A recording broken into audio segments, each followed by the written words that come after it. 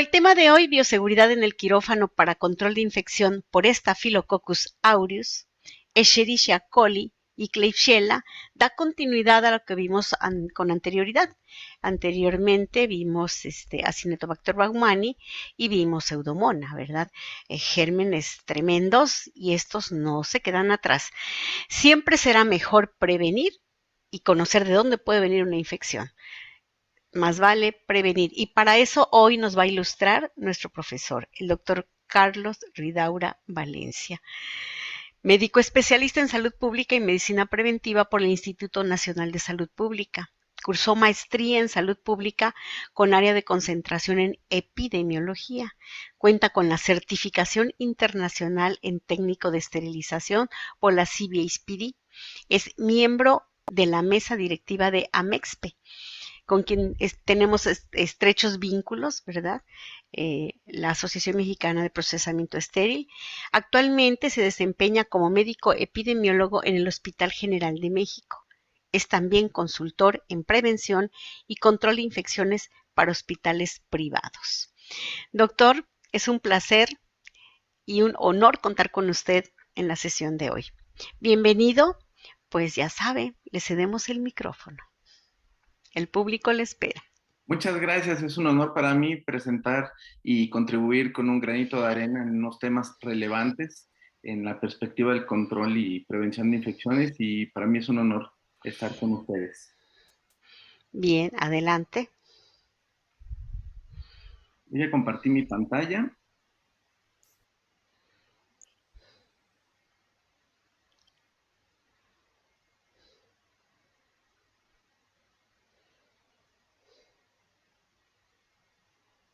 ¿Me pueden decir si ya se ve? ¿Se ve? Sí se ve, ya nada más faltaría ampliarla, doctor.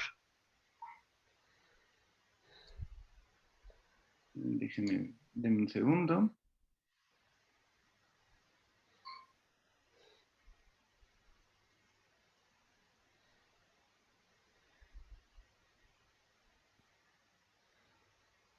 ¿Ya se ve en pantalla completa? No, no. Ahorita le quito la pantalla, el compartir. Ahí sí. Ok. Ya está, ¿verdad? Sí, ¿Y si se ve como la transición? Sí. sí, se ve la transición perfectamente.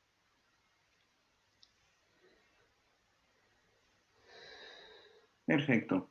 Pues buenas noches a todos, muchas gracias. Para mí es un honor tener compartirles este tema tan importante en la bioseguridad de los quirófanos para el control de la infección, en este caso de Staphylococcus aureus y de las enterobacterias Escherichia coli y Klebsiella.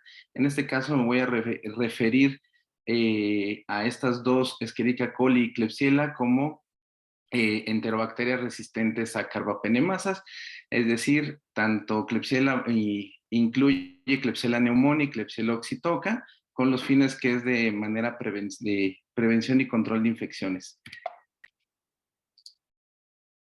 Y bueno, para la aproximación del fenómeno de salud y enfermedad, aquí tenemos la triada ecológica, la triada epidemiológica, con lo cual nosotros podemos abordar, mientras más sepamos en relación a cómo interactúa el agente con el hospedero y con el medio ambiente, bueno, vamos a poder diseñar las estrategias pertinentes para evitar su propagación, diseminación o de manera reactiva. En este caso, el agente, recordemos que pueden ser físicos, pueden ser como rayos gamma, pueden ser químicos, gases, o pueden ser microbiológicos. En este caso lo vamos a atender a lo que es el microbiológico, en este caso bacterias. En este caso la sesión pasada fue Acinetobacter baumannii y Pseudomonas aeruginosa. Este caso viene para las enterobacterias E. coli, Klebsiella y el Staphylococcus aureus. En este caso, lo voy a comentar. Y vemos cómo de la gente, vemos la relación, es muy importante ver la mayor parte del conocimiento que se tenga en relación a la gente, en dónde se queda, cómo es que actúa, cómo es que viene hacia nosotros, cómo nosotros podemos diseminarlo. Entonces vamos a poder diseñar estas estrategias para poder cortar esta cadena de transmisión. Entonces, en este caso, acuérdense de esta triada epidemiológica, esta triada ecológica, y bueno, vamos a ver sobre todo el medio ambiente en dónde lo podemos ubicar, dónde se encuentran estos microorganismos, y es muy importante sobre todo porque el de Staphylococcus aureus, ahorita lo vamos a ver, tiene una característica esencial para nosotros y no, ahorita les voy a comentar cómo podemos ser portadores nosotros de este Staphylococcus aureus. Entonces es muy importante cada uno de los microorganismos abordarlo desde esta perspectiva para generar las medidas y las estrategias en el sentido de la prevención y control de infecciones. Si nosotros sabemos en dónde está el medio ambiente, cómo se disemina, entonces podemos establecer pues, higiene de manos, y es las medidas de aislamiento, limpieza, etcétera. Entonces el abordaje con esta triada epidemiológica es la primera parte de entrada para el estudio de los microorganismos y sobre todo para enfermedades emergentes. Vean desde cuándo está la fecha, 1963. Y bueno, cuando llegó SARS-CoV-2, pues esta misma triada comenzamos a nosotros ver cómo es que interactúa con nosotros, cómo en el medio ambiente, cuánto tiempo queda en las superficies, y entonces empezamos a abordar las enfermedades y los virus emergentes y también reemergentes para evitar la propagación y las infecciones. En este caso, ya vemos aquí la cadena epidemiológica, recordarles también para aproximarnos al fenómeno salud y enfermedad. La cadena epidemiológica tiene que ver el agente, tiene que ver el reservorio, es decir, dónde se ubica, dónde se aloja, para conocer nosotros la puerta de salida de estos reservorios. Es muy importante porque acuérdense de esta lámina, la puerta de salida para el Staphylococcus aureus es distinta a la puerta de salida de las enterobacterias, de la E. coli y de la Klebsiella. Y más adelante les voy a comentar el por qué. Y luego hay que conocer las vías de transmisión, recordando que la Organización Mundial de la Salud nos establece 5 vías de transmisión, que ahorita las vamos a ver. También es importante identificar la puerta de entrada y a qué hospederos pueden ser susceptibles. Es decir, toda esta cadena, si nosotros conocemos cómo funciona la enfermedad, o cómo se distribuye la gente durante toda esta cadena epidemiológica, nosotros podemos establecer las estrategias necesarias para intervenir en cualquiera de estos eslabones. Todas las medidas pueden ser de manera preventiva en estos eslabones, como la puerta de salida en el caso por ejemplo, de SARS-CoV-2, por ejemplo, y la vía de transmisión, etcétera. Entonces es muy importante abordar desde el punto de vista epidemiológico y del Departamento de Control de Infecciones, pues en este sentido para evitar la propagación de los microorganismos. Y bueno, como les comentaba, las vías de transmisión que la Organización Mundial de la Salud establece para la transmisión de microorganismos, tenemos en primer lugar por contacto, todo lo que yo toco físicamente, por gotas. Ahorita cuando yo estoy hablándoles a ustedes, estoy contaminando con mis gotitas de flush todo lo que es la computadora en la cual me estoy dando esta presentación, todo lo que es a 90 centímetros si es que estoy parado. Y en vía aérea quiere decir que estas son generadas por microgotas, por aerosoles. Estos aerosoles son en partículas menores a 5 micras, y de ahí la importancia de conocer el mecanismo de transmisión de las enfermedades y de la característica de cómo se transmiten los microorganismos para establecer las medidas de contención, de prevención o maneras para control de estas infecciones de vía aérea. Recordemos en procedimientos que se realizan aerosoles, como en el caso de las intubaciones, ahí en quirófano, con pacientes con tuberculosis, y en toma de muestra de orofaringio, etcétera. Broncoscopías también que pueden realizar ahí en algunos hospitales. Y bueno, también el cuarto mecanismo de transmisión es por vía fomites. Este es súper famoso y súper identificado. Los fomites son los principales los principales causantes de los brotes y de intrahospitalarios en terapias intensivas, en pacientes hospitalizados por Klebsiella, en unidades de cuidados intensivos neonatales, etcétera. Entonces, muy importante los fomites. Ahorita vamos a platicar de ellos. Principalmente, pues tenemos todo lo que podemos cargar con nosotros, las tabletas electrónicas, los iPads, los celulares, las cámaras de video que anteriormente se metían al quirófano. También un gran fomite, mochilas de mochilas que introducen a quirófano, etcétera. Ahorita vamos a abordarlo poco a poquito para ir adentrándonos al tema. Y como punto vía de transmisión número 5 están los vectores, como los vectores para el dengue, zika, chikungunya, que es el mosquito Aedes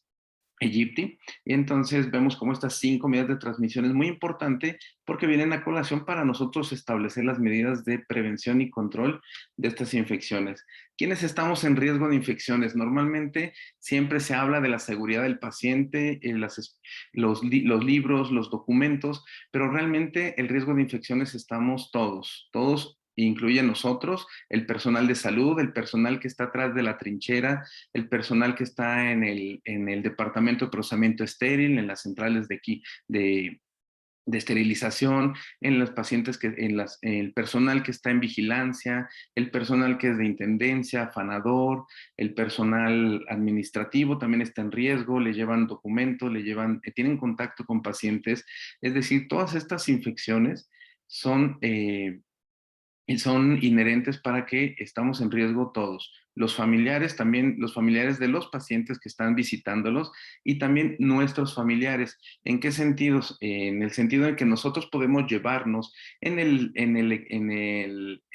uniforme quirúrgico, en las iPads, en los celulares, en algunos dispositivos, en nuestras mochilas, bolsas, podemos llevarnos microorganismos que recogimos durante nuestra jornada en los hospitales y lo llevamos a casa donde existen de ustedes adultos mayores, menores de edad, entonces personal vulnerable. Entonces también es muy importante el considerar esto para que se establezcan las políticas, sobre todo para políticas del uniforme, etcétera.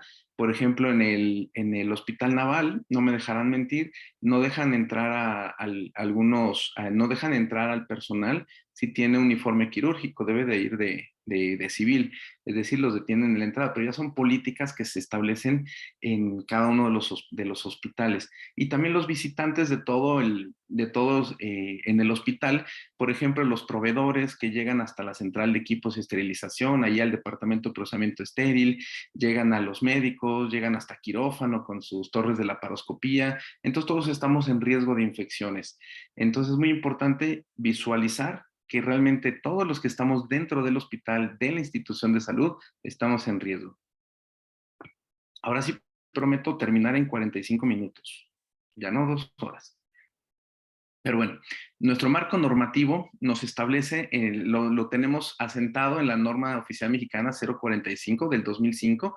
Cabe señalar que la norma oficial mexicana de las infecciones nosocomiales ahorita está en revisión para que se esté actualizando y por lo cual la MEXPE contribuyó encomendado con el presidente Carlos Vázquez, nuestro presidente, el ingeniero Carlos Vázquez, y nosotros contribuimos en el apartado de que es de esterilización. Entonces va a estar muy padre la actualización. Esperamos que este año, finales o el próximo año, ya se tenga la versión de la norma oficial mexicana 045 para la prevención de las infecciones nosocomiales actualizada. Pero en este caso, la que nos rige, la del 2005, también tenemos el modelo del Consejo de Salubridad General con su modelo de seguridad del paciente en su versión de agosto 2018, que es la última publicada, y también el manual de la ROVE, de la Red Hospitalaria de Vigilancia Epidemiológica, en su año 2016. Es decir, para quienes nos escuchan en otros países, la regulación sanitaria de sus ministerios de salud tienen estos documentos que también son generados con la evidencia internacional, principalmente la Joint Commission y la Organización Mundial de la Salud, y entonces es importante el que las consulten y seguramente van a estar ahí en cada uno de los países que nos visitan. Y bueno, para abordar lo que es el sistema de prevención y control de infecciones, se establecen 17 áreas de enfoque del sistema. Esto es muy importante porque para el abordaje de la bioseguridad en el quirófano intervienen 17 áreas de enfoque.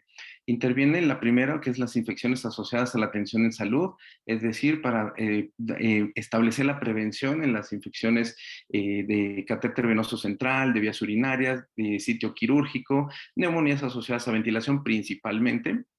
También el segundo enfoque es de vigilancia epidemiológica, esta vigilancia epidemiológica que sea activa, la activa y la pasiva, es decir, la búsqueda activa de los casos, el estar en los servicios por parte del personal de enfermería o del personal de control de infecciones, es sumamente importante porque diariamente se está vigilando, no se les está preguntando a los servicios si tuvieron infecciones, más bien nosotros vigilamos que realmente lo que nos están diciendo que no es una infección, nosotros determinemos que sí es una infección para establecer los mecanismos de contención y las estrategias para la prevención que se vayan a tener lugar.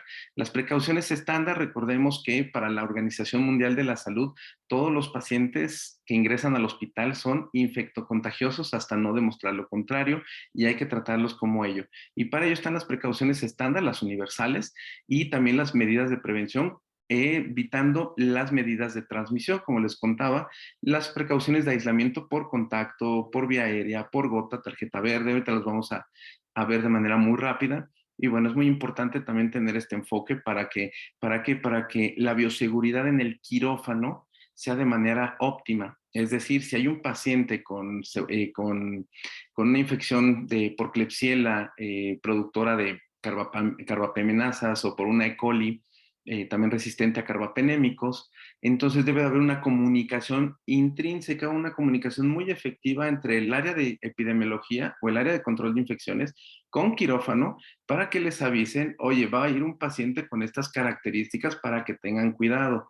Es decir, tiene que tener esta comunicación para que ustedes sepan en quirófano que viene un paciente con algo delicado, con algo que pueden llevarse por contacto, por vía aérea, etcétera. Entonces, muy importante, ahorita lo vamos a desmenuzar, estas precauciones estándar y la comunicación efectiva que debe de haber a todos los niveles, incluso rayos X, hoy te va paciente con medidas de aislamiento por contacto, a lo mejor no les quieren decir el qué, pero si viaja con su tarjeta, sus medidas de tarjeta amarilla, pues todo el mundo va a saber en todos los servicios a dónde vaya, que bueno, es algo que me lo puedo llevar por contacto y ahí viene mucho lo que es el entrenamiento y la capacitación de todo el equipo.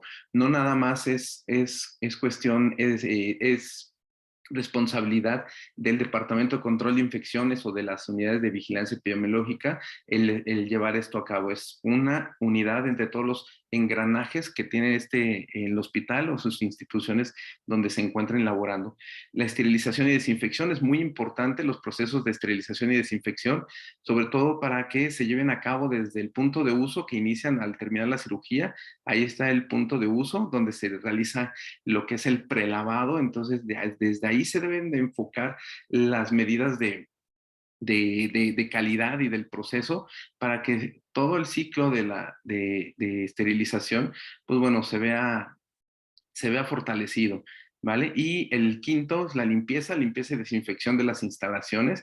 En este caso es muy importante la limpieza y desinfección de las instalaciones. Ahorita lo vamos a ver un poquito más a detalle para ver los roles, quién con qué desinfectante, si nada más lo lavo, si se necesita exhaustivo, cómo es el proceso adecuado, los desinfectantes, etcétera.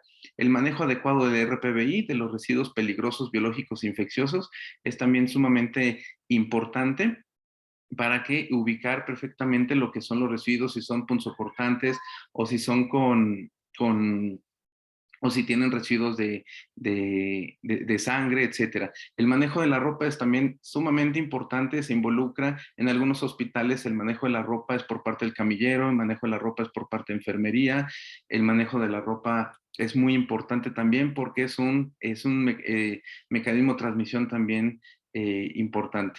También está la alimentación, el reuso de material desechable, el hemodiálisis, los procesos de medicación, la salud y seguridad de los trabajadores. Es muy importante portar el equipo de protección personal, por ejemplo, el establecer por código, función y el área donde estoy. Es decir, si yo soy un trabajador que está en contacto o que mis procedimientos están en la central de equipos y esterilización, bueno, ¿cuál es el equipo de protección personal que se requiere? ¿Cuál es el equipo de protección personal que se requiere en un hospital que atiende pacientes COVID? ¿Cuál es el equipo de protección personal que se requiere en hospitales que atienden pacientes con viruela símica? Es decir, se debe establecer por cada área y la función del personal cuál es el equipo de protección personal que se requiere. La supervisión de la calidad del agua es muy importante, la cloración, el identificar lo que es la cloración de la calidad del agua, para evitar lo que son en lo que son las infecciones.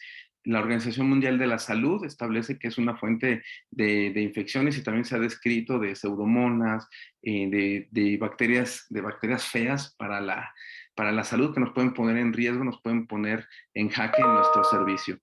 El servicio de ambulancias también es muy importante, este es muy olvidado y dice, pero ¿por qué las ambulancias? Porque nosotros no sabemos si somos hospital de tercer nivel y nos llegan traslados de otras unidades y no sabemos qué infecciones tuvieron en ese otro hospital. Entonces, como nosotros no sabemos qué infecciones tuvieron en ese hospital, no tenemos que, lo ideal sería que, oye, te voy a mandar un paciente que tiene Acinetobacter baumannii multiresistente, a lo mejor no lo hacen porque no se los van a aceptar. Entonces corren ese riesgo. Entonces, ante todos estos supuestos, no quiero decir que así suceda, pero son supuestos que pueden presentarse en cualquier parte de nuestro país o incluso no me dejarán mentir en ustedes en Latinoamérica. Entonces, es muy importante que el servicio de ambulancias tenga la política de limpieza y desinfección, sus procesos sumamente muy puntuales y muy seguros, y tiene que ser supervisado por su área de control de infecciones.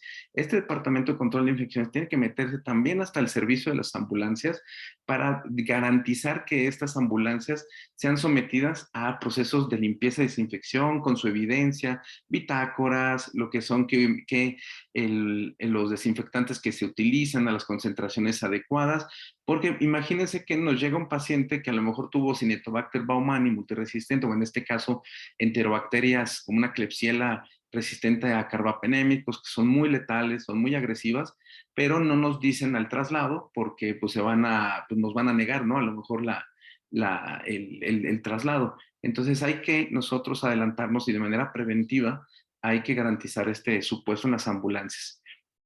En lo que son también vacunación de todos los trabajadores, en este caso para la estafilococo aureus y para el E. coli y la Klebsiella, pues, bueno, no aplica, por eso lo apago, digamos, esta área de enfoque.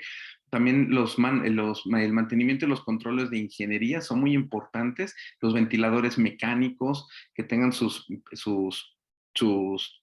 sus mantenimientos preventivos y correctivos, y sobre todo que cuando sean correctivos les dejen un statement, les dejen un manifiesto de qué es lo que hicieron, qué es lo que cambiaron, qué encontraron, para que así control de infecciones o la unidad de vigilancia epidemiológica pueda identificar qué riesgos puede haber, porque si un ventilador digamos, solicitando periódicamente mantenimientos correctivos, entonces algo ahí es muy importante el tenerlo. También los aires acondicionados son muy importantes en quirófano. No me dejarán mentir aquellos ustedes que conocen y tienen anécdotas como un servidor, en quirófano, pues al médico tratante, al cirujano, pues no le gusta el aire acondicionado porque está frío y porque él pues está incómodo con el aire frío. Entonces, o súbale por favor al aire o bájenlo o quítenlo. Es decir, es muy importante también estar en este sentido en fortaleciendo los controles de ingeniería para los aires acondicionados, que sus filtros de alta eficiencia, sus filtros EPA, y que se haga todo este flujo laminar y con los recambios de aire que se necesita. Entonces, muy importante también tener en cuenta esto para la prevención y control de las infecciones y la bioseguridad en el quirófano. También la seguridad en construcciones o remodelaciones. No me dejarán mentir, en algunos hospitales, luego en algunos privados, que luego he podido acudir, bueno, están remodelando y de repente pues, están remodelando el quirófano 3, pero están utilizando el 2, etcétera. Entonces hay una serie de recomendaciones muy extrínsecas para poder garantizar la seguridad de los pacientes.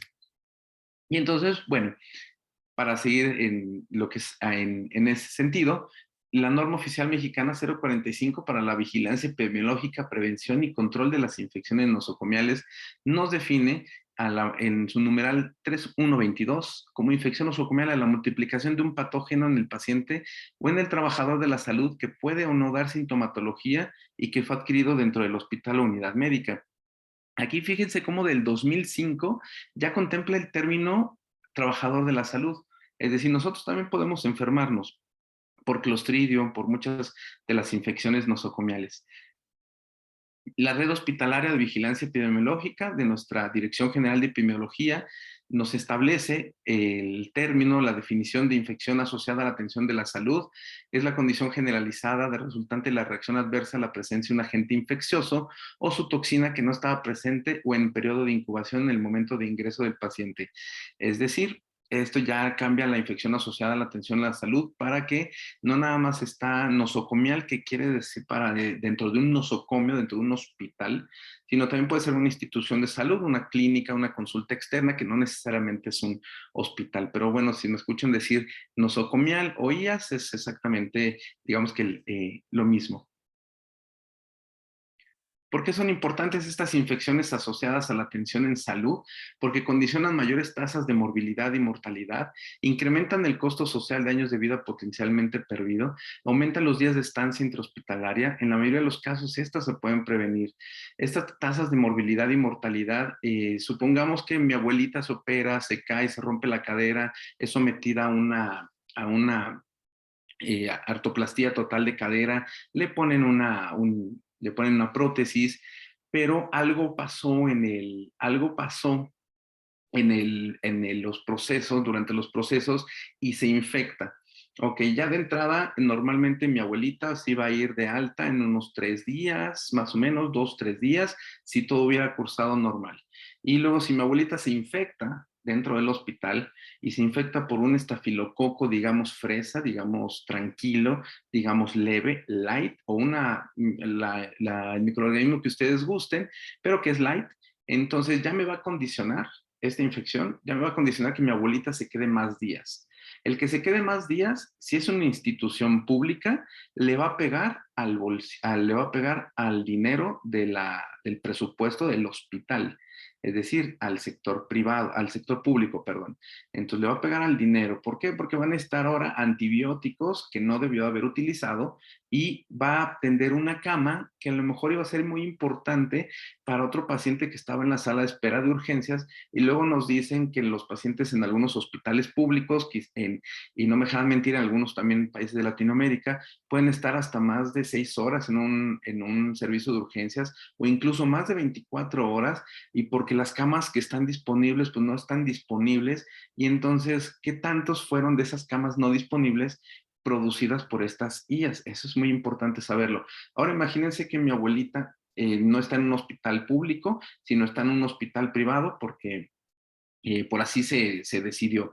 Entonces, se está dando el golpe a la economía de la familia que está pagando, ahí no tiene seguro, y está pagando lo que es la cuenta del hospital, entonces le condiciona una mayor carga económica, le impacta el bolsillo, y entonces ahí es donde se vuelve de manera importante la prevención de estas infecciones. Ahora sí, el escenario de mi abuelita, que ella se infectó por una bacteria tranquila o light. Ahora imagínense si fuera una bacteria fea, que los que vamos a hablar, una enterobacteria, una Klebsiella resistente a carbapenémicos, o una E. coli resistente a carbapenémicos, entonces se va a complicar más esta situación, o un estafilococo aureus metilcilino resistente, entonces se va a complicar porque ya la letalidad se eleva y la morbilidad se compromete. Entonces, imagínense cómo le pega al sector público y al sector privado en todas las aristas que les acabo de comentar. Y la mayor de los casos se puede prevenir. Es lo más importante. Principales IAs son la infección del catéter venoso central o infección del torrente sanguíneo asociado a catéter central, infección del sitio quirúrgico, neumonía asociada a ventilación, infección de vías urinarias.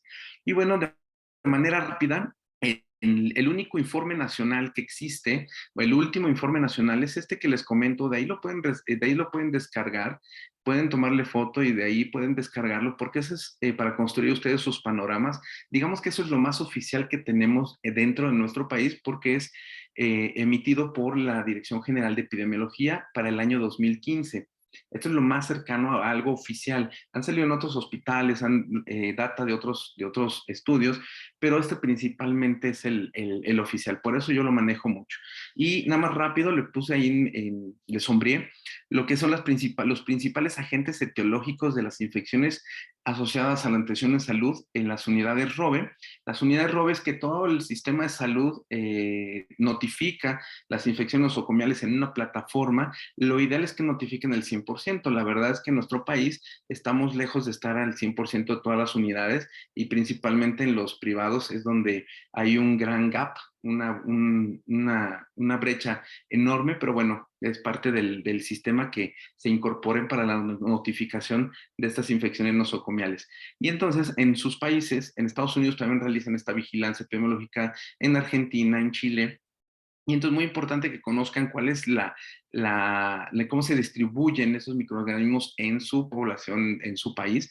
Y es muy importante los datos que van a entender, van a arrojarse. Y entonces, de un total de 34.800 infecciones nosocomiales, vemos cómo en primer lugar está Escherichia coli con un casi 20%, seguido de Pseudomonas aeruginosa, como lo vimos hace 2 semanas, y también Klebsiella pneumoniae y Staphylococcus aureus. Por eso fue muy importante el día de hoy, porque nos enfocamos a estas enterobacterias y Staphylococcus aureus, enterobacterias, la Escherichia coli y Klebsiella, y vean cómo entre enterobacterias llegan casi al 30% de las infecciones nosocomiales.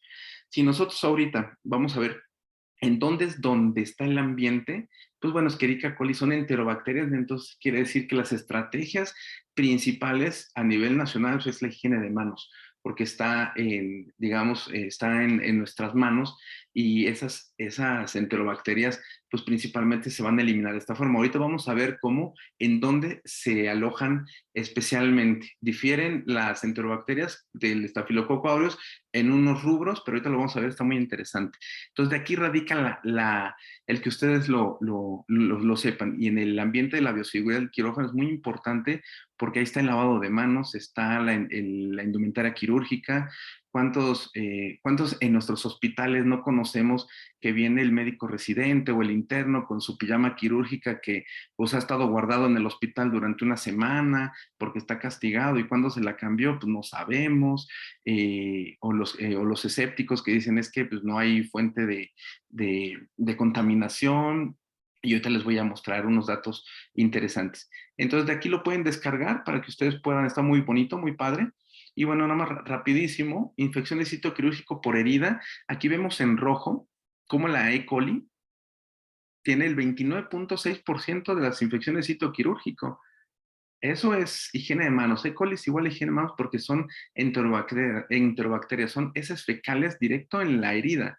Es decir, esa infección es de heces fecales, así lo conocimos durante toda la vida en nuestra formación. Y vemos cómo más abajito están Staphylococcus aureus y Klebsiella en este sentido. Y también, bueno, cómo se clasifican lo que son las infecciones nosocomiales, también para que ustedes lo tengan rápidamente en cuenta. Las infecciones limpias son las heridas quirúrgicas que digamos que las que no se nos deberían de infectar jamás, porque precisamente son limpias, no tienen nada de contaminación y quiere decir que si hacemos nuestros procedimientos correctos en quirófano, en preparar al paciente y también dentro de las instalaciones, entonces podemos evitarles. Entonces vemos aquí como un 35% son en herida quirúrgica limpia. Entonces, ahí es donde radica la importancia y donde ustedes deben de conocer en sus hospitales cuál es la distribución, la frecuencia de las infecciones de sitio quirúrgico, y de esas limpias, ahora ustedes la estratifican, le sacan más carnita y ven por qué microorganismos fueron. Si es una limpia con E. coli, con Klebsiella o con Staphylococcus aureus, bueno, algo falló, principalmente la higiene de manos, la preparación, y les puede dar ideas para poder establecer las medidas de prevención y control de las infecciones. Está interesante mientras más se mete uno a esta información, importantísimo. Y aquí nada más rápido se los voy a mencionar. Es la proporción de microorganismos identificados en terapia intensiva en el informe este de Robe. Vemos en los primeros lugares está la E. coli, en tercer lugar, luego en el cuarto lugar Klebsiella, en unidades de terapia intensiva. Hace 15 días hablamos de la Pseudomonas aeruginosa y la Cinetobacter baumannii, pues, entonces vemos ahí el tema principal está en la terapia intensiva. Y vemos aquí la proporción de microorganismos identificados en los servicios de adultos que no fueron terapia intensiva. Quien tenemos a E. coli y Staphylococcus aureus en tercer lugar, Klebsiella pneumoniae. Ya más fino va a ser cómo nuestro país establezca los informes ya más desmenuzado por estas Escherichia colis productoras de betalactamasas o de las que son resistentes a carbapenémicos, que son peligrosas, más las de resistencia a carbapenémicos, y entonces va a ser muy importante el tener esta información. Rapidísimo, la proporción de microorganismos identificados en terapia intensiva pediátrica. Aquí vemos cómo en segundo lugar está Klebsiella pneumoniae, y esta Klebsiella pneumoniae está sumamente involucrada o es encontrada en aquellos brotes donde ustedes se enteran por noticias de periódico que se murieron 22 pequeñitos o que se murieron algunos neonatos en unidades de cuidados intensivos neonatales y la culpable fue Klebsiella pneumoniae. Entonces está muy interesante en dónde lo han encontrado, ahorita les voy a comentar de manera rápida, principalmente en las manos de los trabajadores, pero también en algunos otros lugares importantes de tomar en cuenta. Proporción de microorganismos identificados en terapia intensiva neonatal en unidades de la ROE. Bueno, tenemos a la Klebsiella pneumoniae en el primer sitio. Entonces es muy importante el establecer las medidas, como les comentaba, de prevención y control de infecciones. Y bueno, la OMS, recordándoles que la Organización Mundial de la Salud establece una lista de bacterias para las que se necesita urgentemente nuevos antibióticos.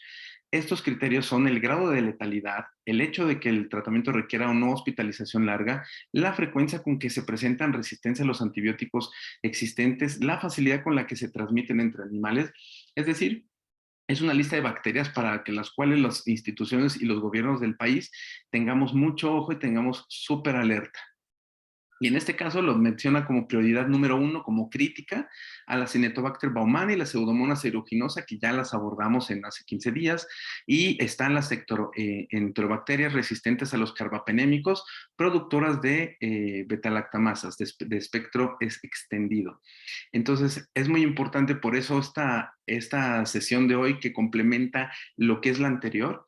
Entonces, está muy, muy, muy padre para que nosotros podamos abordar esta problemática y, bueno, tener en cuenta estos microorganismos. Vemos en prioridad elevada, lo establece la OMS, Enterococcus faecium resistente a vancomicina y Staphylococcus aureus resistente a la metilcilina con sensibilidad intermedio resistencia a la vancomicina. Aquí me van a dejar, por ejemplo, en nuestro país, el Staphylococcus aureus resistente a la metilcilina lo ubicamos en los antibiogramas con la resistencia a la oxacilina. Entonces, la resistencia a la oxacilina, que es de la familia de la metilcilina, entonces con eso digamos que es similar, es lo mismo, el mismo sentido para encontrar la resistencia. Y bueno, aquí tenemos una imagen muy bonita. Este ya es del documento que les comenté del 2019, donde los CDC, los Centros de Control de Enfermedades de Estados Unidos, identifican también estos microorganismos en los cuales se deben de realizar acciones de prevención y control, sobre todo para la prevención y control de las infecciones y la resistencia antimicrobiana. Entonces vemos cómo estas enterobacterias que se incluyen en lo que es la Klebsiella, productoras de resistente a carbapenémico, todas estas enterobacterias, E. coli, Klebsiella, neumonía, oxitoca, etcétera, resistente a carbapenémicos, lo tienen en un lugar, en un nivel urgente. Vean aquí cómo está en una barrita rojo, nivel de riesgo, el nivel de riesgo, cómo lo tienen catalogado como urgente. ¿Por qué? Por la letalidad, porque tuvieron más de 1,100 muertes estimadas en el 2017, y entonces estas son, digamos, de más importancia, son urgentes. También están las enterobacterias productoras de betalactamasas de espectro extendido. Estas betalactamasas, esta E. coli, son productoras de betalactamasas que van a nulificar lo que es la actividad del anillo betalactámico de los antibióticos betalactámicos. Entonces es muy importante tenerlas en cuenta. ¿Para qué? Porque las de abajo de espectro extendido no tienen resistencia a una carbapenémicos. Entonces, con ella hay que tener también ciertas condiciones de seguridad, pero con las de arriba, cuando son resistentes a carbapenémicos, es sumamente importante establecer las medidas de prevención y control para evitar su propagación, ya que lo único que sigue arriba en la cadena de antibióticos, pues está el colistimetato y algunas otras otras opciones terapéuticas, pero son muy cortitas. Ahora imagínense el caso de mi abuelita, en el que me digan que, o le digan de su abuelita a ustedes, que les digan que pues, tiene esta bacteria que se pues, adquirió en el hospital y ahora van a tener que desembolsar 2,000 pesos por 2,000 pesos, $100 por dosis, y entonces va a ser 14 días. Entonces, más o menos dimensionen. Y más allá de eso, pues todo lo que les comenté del impacto al sector salud y del impacto al bolsillo en el caso de, de si es privado. Y entonces de aquí lo pueden ustedes descargar, se lo puse en rojo en la liga, ustedes lo pueden descargar y está muy, muy bonito este documento emitido, es el último emitido por los CDC en el 2019. Y bueno, estos enterobacterias resistentes a carbapenémicos, es decir, CRE, Carbapenemic Resistance Enterobacteriaceae, y las SBL, Extended Spectrum Beta-lactamase Producing Enterobacteria. Y en México, en Latinoamérica, lo podemos encontrar en algunos reportes de antibiogramas como BLE, es decir, beta-lactamasas de espectro extendido. Es decir, en algunos hospitales sí encontramos el resultado en el antibiograma como el E. coli BLE, es en español, E. coli ESBL positivo, y es muy importante el que tomemos nosotros en cuenta, y la comunicación entre el Departamento de Control de Infecciones y el hospital es muy importante, porque en quirófano deben de saber qué bacterias son las que predominan en el hospital, cuál es la flora que predomina más ahí en todas las infecciones nosocomiales, para que se establezcan y se fortalezcan las medidas de prevención. Y en este sentido, ¿cómo se propagan estas enterobacterias resistentes a carbapenémicos? Aquí les puse lo que es en la esquina superior derecha, la triada epidemiológica, en el que vamos a ver cómo nosotros vamos a conocer dónde están estas enterobacterias, que es igual a heces fecales. Y bueno, principalmente están en manos de personal de atención médica, es donde se han identificado. La literatura nos dice que se encuentran en manos del personal de atención médica los papers donde han tenido brotes de infecciones nosocomiales en neonatos, en adultos. Entonces hay muchos donde están involucradas Klebsiella, E. coli, y principalmente lo identifican en las manos.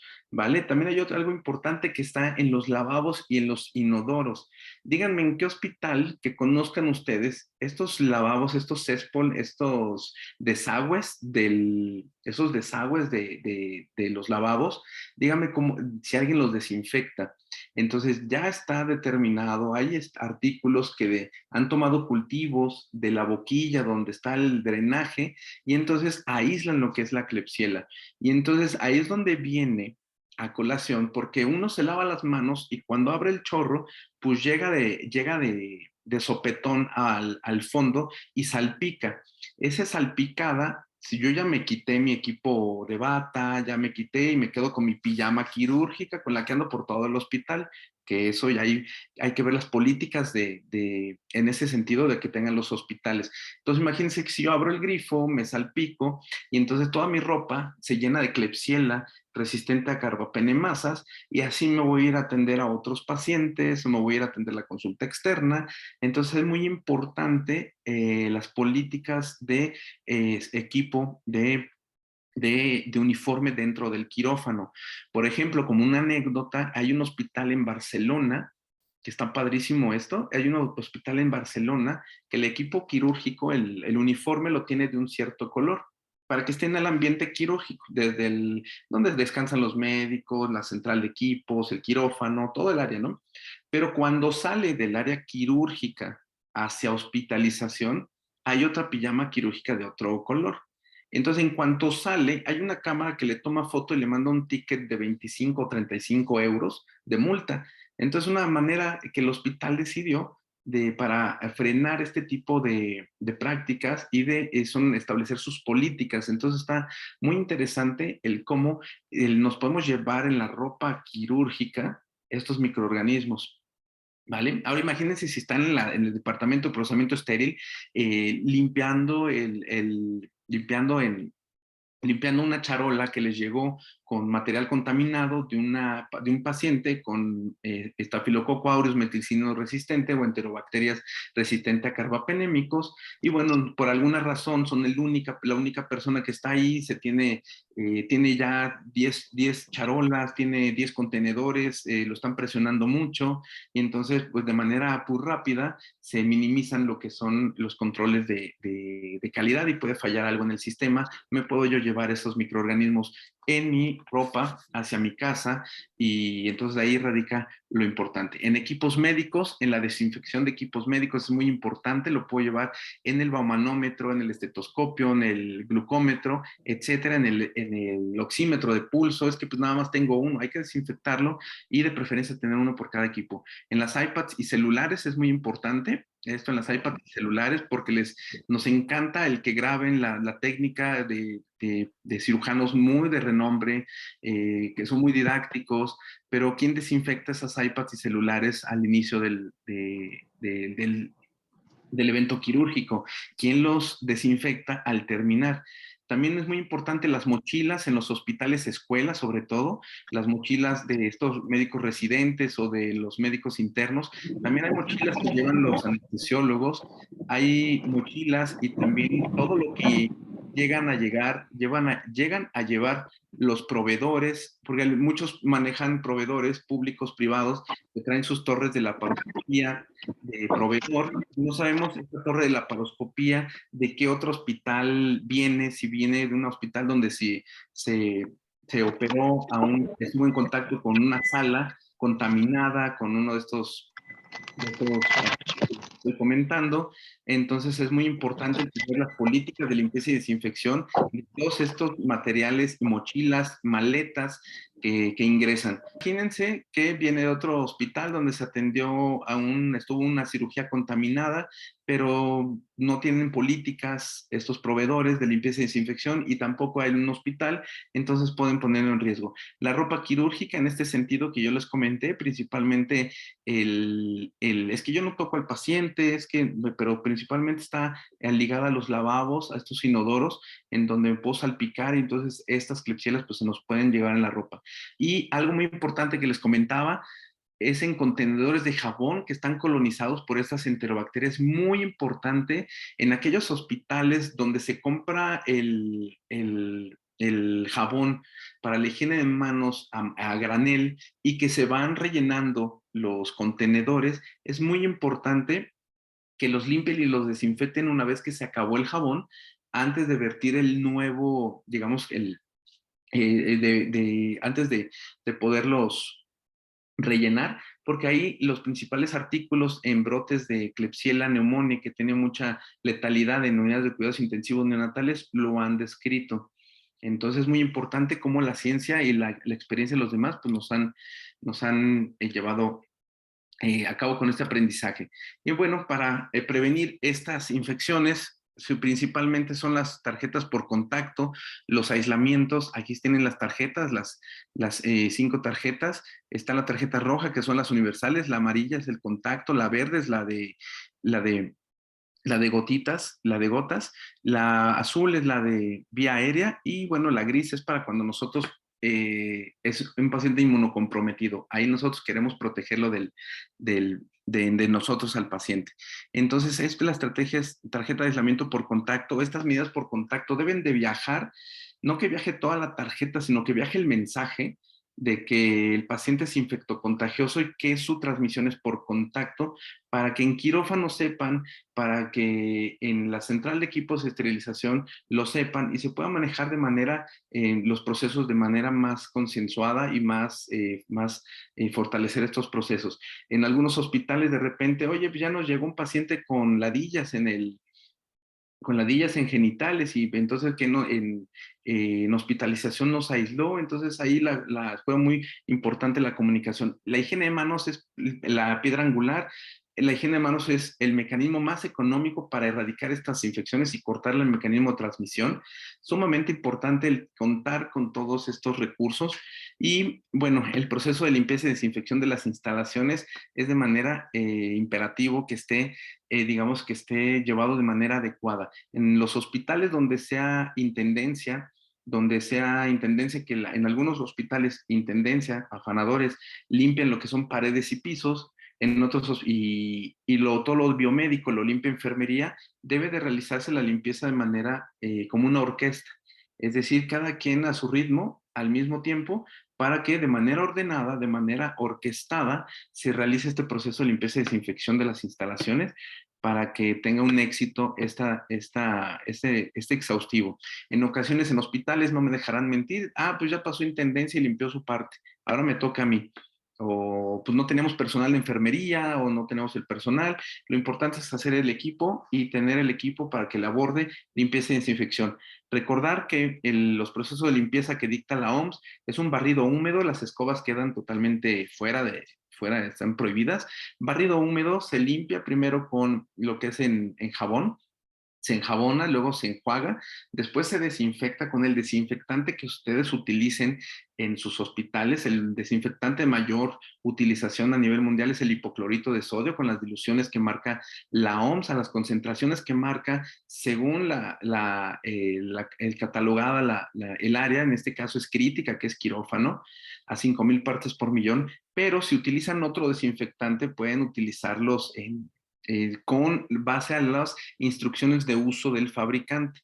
Es decir, como viene en el empaque, como vienen las instrucciones de su uso, hay que realizarlos. También hay, y valdría la pena una mesa de discusión de desinfectantes, hay aceites esenciales también involucrados de eucalipto que han mostrado inhibir este estafilococo, etcétera. Entonces ahí valdría la pena toda una sesión de análisis de desinfectantes y les va a gustar bastante.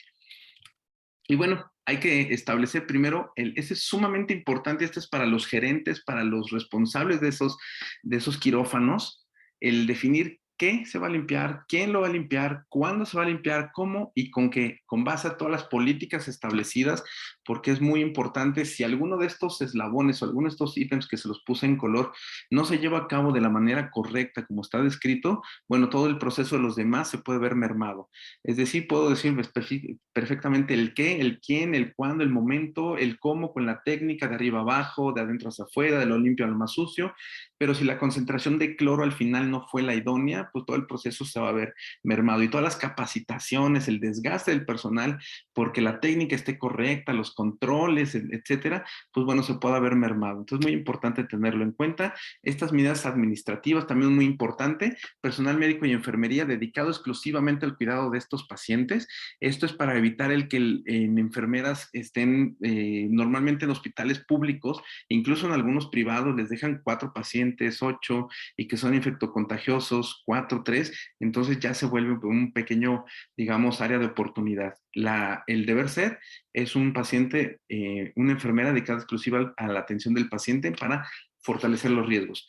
Hay que ubicar a los pacientes en una cohorte en cuartos aislados, hay que avisarle a quirófano, si es programada la cirugía, hay que avisarles a quirófano al final del turno, de preferencia hay que programar a este paciente para que después de ese evento quirúrgico se realice el exhaustivo de lo que es la sala y no se programe muy pronto el otro paciente después de esta cirugía. La comunicación debe ser muy efectiva y muy dinámica entre los departamentos de control de infecciones y el resto de las unidades de servicios del hospital. Disponibilidad continua de EPP, es decir, que tengan las cantidades adecuadas de mascarillas, de cubrebocas, de guantes, etcétera. La disponibilidad continua de insumos para lavado de manos. ¿De qué me sirve a mí lavarme perfectamente las manos con la técnica correcta que saco 10 cuando me ponen la caja negra y ven mi lavado de manos si no tengo sanitas en donde me tengo que lavar las manos, o si no hay jabón para lavarme las manos, etcétera? O es un desinfectante que no lo avaló epidemiología, que cumpla con los criterios de concentración, etcétera. Es muy importante que todos estos insumos los involucren al Departamento de Control de Infecciones y a la Unidad de Vigilancia Epidemiológica para que ustedes puedan garantizar y den su visto bueno en cuanto a concentraciones y calidad de los insumos para que ustedes en sus instituciones tengan lo ideal.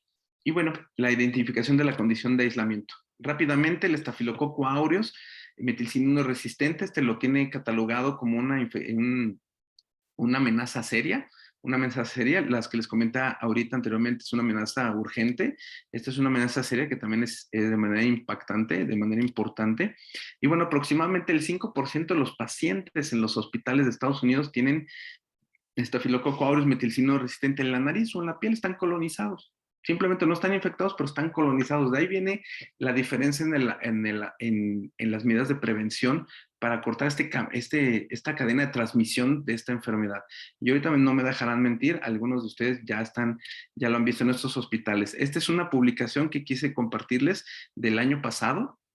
Vean cómo el estafilococo aureus metilcino resistente demuestran la transmisión dentro de trabajadores de la salud y los pacientes y el mobiliario y el ambiente en un hospital en condiciones de que no hubo un brote de investigación en este sentido. Es decir, es en un hospital donde no hubo un brote de estafilococo aureus y mató y enfermó, sino simplemente fue de manera preventiva quienes tienen y dónde encontramos este estafilococo de manera rutinaria en el ambiente y en el personal. Y entonces ahí les dejo también la liga para que lo puedan consultar ustedes.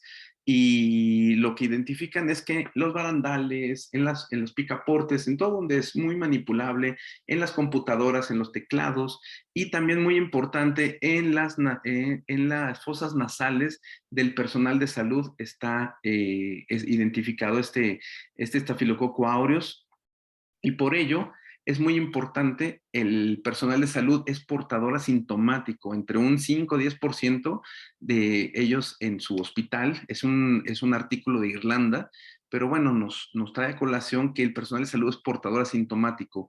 Y más allá, diferente de las medidas que les comenté ya anteriormente, para no redundar, es aquí donde es muy importante el uso del cubrebocas por parte de todos los que contribuyen en el acto quirúrgico. Es decir, no me dejarán mentir que algún ortopedista o algún interno residente, pues no le choca el cubrebocas o está muy sofocado y se lo quita y entonces porque no puede respirar y entonces pues, no lo usa adecuadamente.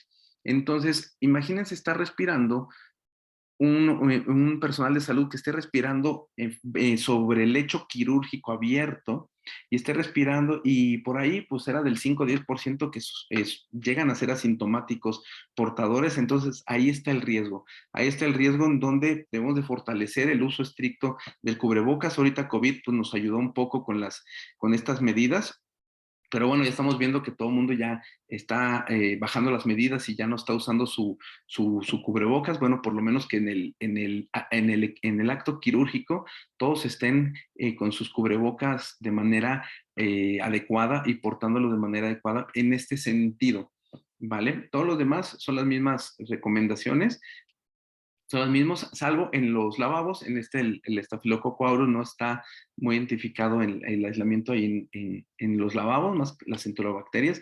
Y bueno, ya estoy terminando, ya estoy en la recta final de mi presentación y vemos, bueno, esto como desde 1300, vean el médico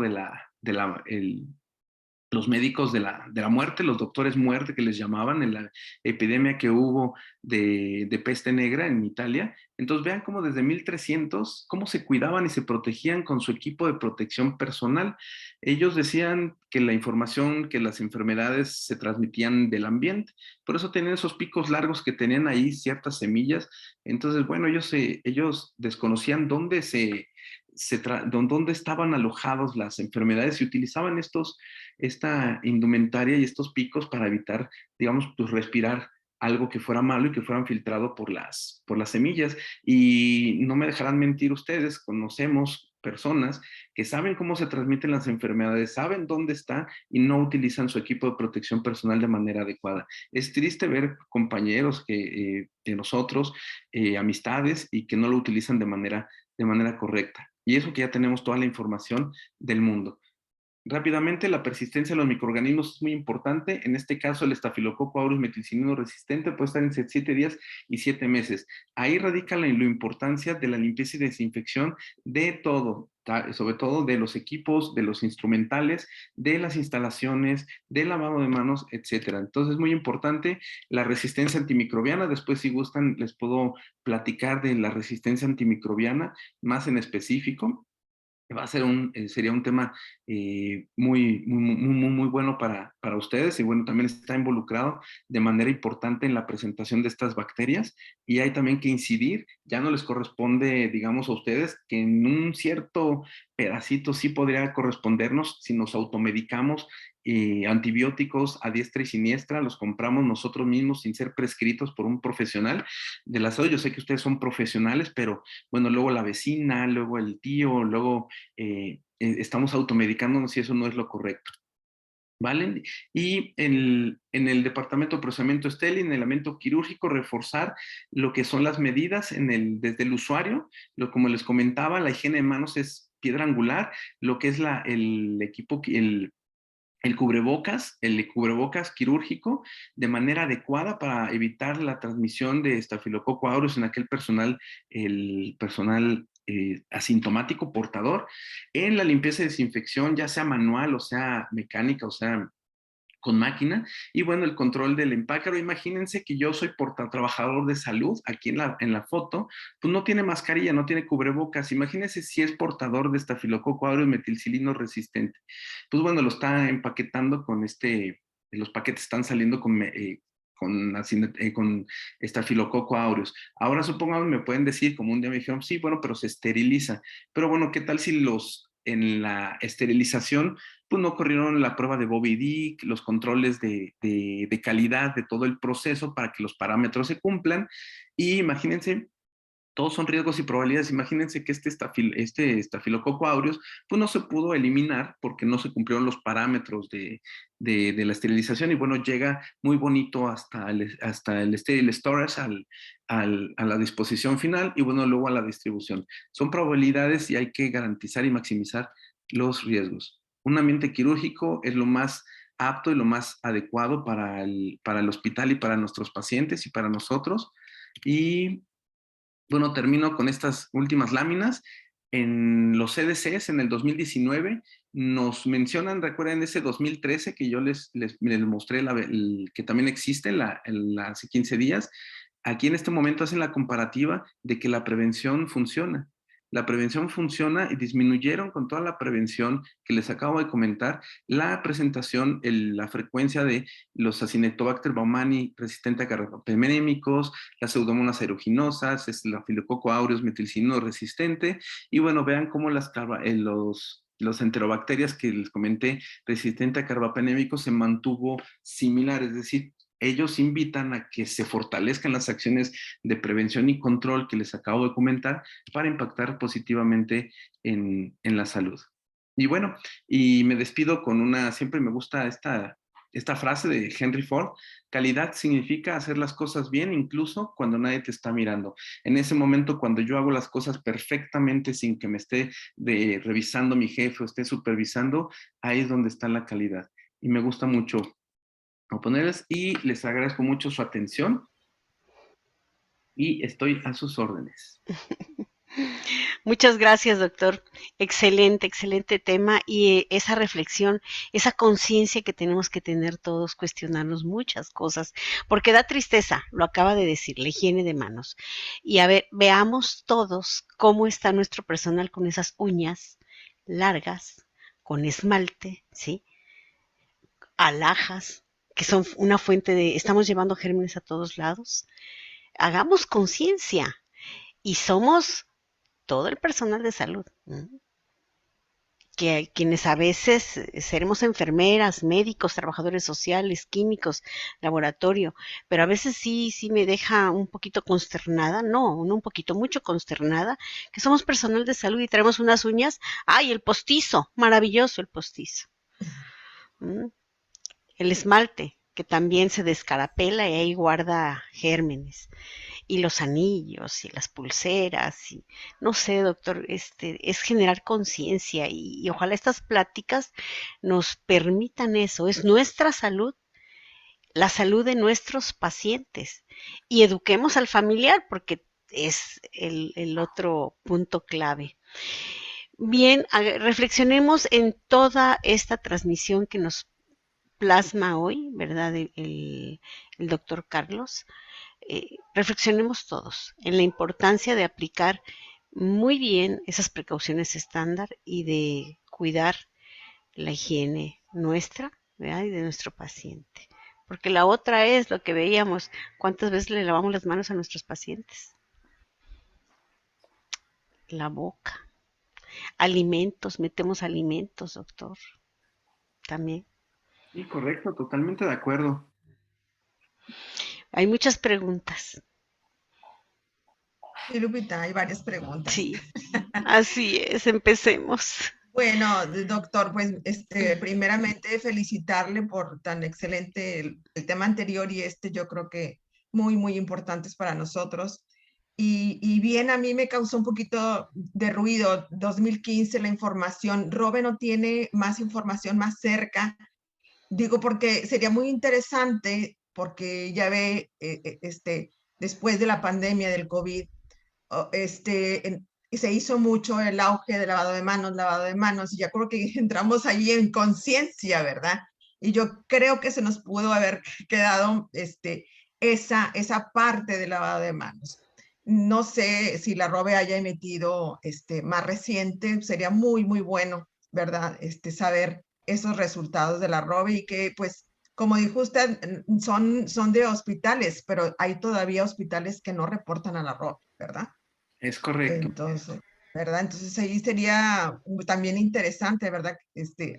Acercar a esos hospitales para que hagan sus reportes para poder tener evidencia y poder tener acciones posteriores. Y bien, doctor, una pregunta que hace Magdalena y que me pareció muy interesante. Dice, usted menciona que todo paciente se considera infectocontagioso hasta no demostrar lo contrario. ¿A partir de qué fecha se considera todo paciente que ingresa a quirófano como contaminado? Antes de que conteste, hay un libro para nosotros las enfermeras quirúrgicas que es el Fuller, y el Fuller menciona lo que usted dijo. Pero bueno, yo como quiera, Sí, le doy la palabra. con mucho gusto para comentarle del informe de la ROBE, es el último publicado oficialmente por la Dirección General de Epidemiología, hasta donde están están en el desarrollo de un nuevo informe, pero bueno, eso fue durante de la pandemia. Bueno, esperemos que pronto salga un nuevo informe de estas. Para ver, porque si todavía sigue, la Escherichia coli se sigue presentando. Yo vi, por ejemplo, yo soy de Nuevo León y aquí en Nuevo León, resultados, a lo mejor vi ese resultado de la ROBE, pero acá en Nuevo León le estoy hablando que fue como por el 17, 18, vi un resultado de Nuevo León y todavía predomina la Escherichia. Y seguramente va a seguir predominando, Sí, ¿eh? sí. Seguramente. Yo acataría lo que le comento, ¿verdad? De la pandemia, que hubo mucho énfasis en el lavado de manos y que pues ya nos estamos lavando más frecuentes. Esperemos que ya una baja de la Escherichia. Sí, claro. Sí, Sí, algo, no, comentaba algo que me dejó también un poquito así con el ojo cuadrado.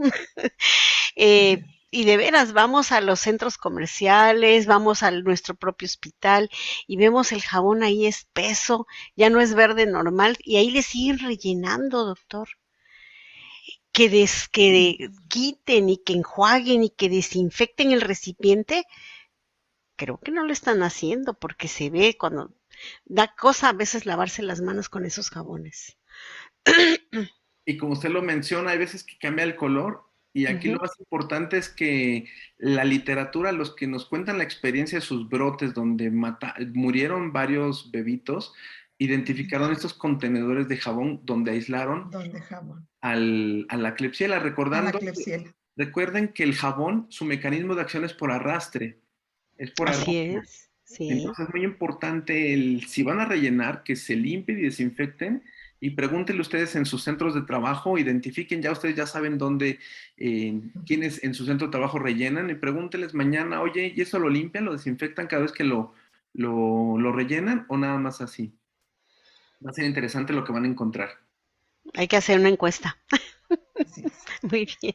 Y lo que me comentaban de hasta dónde es infectocontagioso, bueno, la Organización Mundial de la Salud nos comenta que los pacientes son infectocontagiosos para que nosotros podamos establecer las medidas de las precauciones estándar, las medidas universales. Esto quiere decir, nosotros no sabemos qué condiciones tenga el paciente, si tenga VIH, tenga hepatitis C, no sabemos, podemos no saber qué condiciones, entonces hay que tener las precauciones universales hasta que nosotros sepamos que ya está colonizado, que ya se le detectó VIH, que ya se le detectó hepatitis C, y ahí ya en ese momento ya cambia lo que son las medidas de tarjeta roja por la tarjeta amarilla, por la tarjeta verde, por la tarjeta azul, y es decir, para que nosotros sepamos en qué momento debemos de escalar lo que son las medidas. Recordar que las precauciones estándar es el uso de el lavado de manos, el adecuado disposición del RPBI y si voy a realizar algún procedimiento que me va a salpicar, ponerme bata y gogles. Sí. Bien. La disciplina, doctor. Menciona aquí, va a seguir predominando, Fanny Camacho dice, va a seguir predominando mientras sigamos permitiendo el acceso a quirófano, mochilas, bolsas, teléfono, doctor. Gente, digo, vamos al baño y hasta nos llevamos el teléfono. Sí, claro. Entonces, ¿cómo no va a haber la chericha? Pues si y venimos del baño y no nos lavamos las manos, y traemos el teléfono por todas partes, es triste la realidad, ¿verdad? Si no hay una buena disciplina, los quirófanos, vamos a continuar presentando con la chericha y la Klebsiella y las otras más. Sí, es todo un reto las políticas que se Sí, establezcan en uno de los hospitales. así es. Todo un reto. Todo un reto, exactamente. Bueno, es cuestión de cada uno de nosotros hacer conciencia. Y en cuanto veamos la falla en el compañero, en nuestro equipo, pues recordarlo. El otro punto, doctor, muy importante y que lo mencionó, los insumos, ¿sí? Es triste, pero a veces no dotan el insumo. No hay el jabón. En unos lados hay jabón y rellenan sin lavar el recipiente. Y en otros lados se carece hasta de jabón. Entonces, esos extremos, ¿verdad? Están provocando estas infecciones también. Es correcto, y ahí es donde se apoyan los departamentos de control de infecciones o las unidades de vigilancia epidemiológica, como se conocen, en donde su visita diaria, donde están su visita epidemiológica, la vigilancia activa, que es en ver todo el hospital, qué carecen, si tienen insumo para higiene de manos, las evaluaciones, son unos guerreros, las personas que trabajamos en las áreas de control de infecciones, guerreros y guerreras. Sí, así es. Por aquí hay una pregunta. A ver, sí, coméntale. Una pregunta, sí, dice, ¿es recomendable el uso de zapatos exclusivos para quirófano? Obviamente sin el uso de la bota quirúrgica y además con estos zapatos transitan por vestidores. Hay hospitales en donde les dotan, ya son hospitales donde les dotan zapatos que incluso son autoclavables, es decir, que se esterilizan esos zapatos para uso dentro de quirófano. El deber ser es mientras más presupuesto se tenga, hay que optar y hay que estudiar este tipo de estrategias, pero sí existen estos zapatos, son recomendables porque minimizan lo que son los riesgos y también se esterilizan los zapatos, incluso hay de colores muy bonitos. Es como el tipo, sandalia tipo sueco, ¿no? Que es de un material que no reproduce gérmenes. Eso sería lo ideal, ¿sí? Porque, por ejemplo, la bota que anda limpiando el piso por todos lados, ¿sí? Aparte de que es costosa, contamina por todos lados y no la sabemos usar correctamente. Entonces, por ahí está la propuesta de que es más sustentable utilizar este tipo de zapato, ¿verdad? Que no reproduce gérmenes, pero exclusivo. exclusivo para la unidad Exclusivo quirúrgica. para la unidad quirúrgica, Exactamente. exactamente. Exclusivo. Y de un color que si lo ven fuera, lo No, identifican, oye, ese zapato de quirófano. no Ándele. puede andar circulando afuera. Ujú, ¿verdad? así es. De hecho, creo la CDC menciona, doctor, que no hay el uso de botas. No lo No lo recomienda. No recomienda. sé si Sí, usted... no, el uso de botas no hay una recomendación como tal, no hay una recomendación y están en lo correcto, el de botas de cubrecalzado, digamos, Ujú. no es, Desgraciadamente, decíamos y comentábamos compañeras de la FEMEC que la cultura a lo mejor de Estados Unidos es una y desgraciadamente aquí en México, pues obviamente no tenemos esa cultura, por ejemplo, de respetar, de que sea exclusivamente para las áreas quirúrgicas, ¿verdad? totalmente de acuerdo. Es conciencia quirúrgica. Así es. No hacemos conciencia. Hay Bueno, otra preguntita, doctor, discúlpeme, es No, acerca no, no, de la pintura. es, Dice que si hay es, alguna pintura especial, dice que van a pintar el quirófano.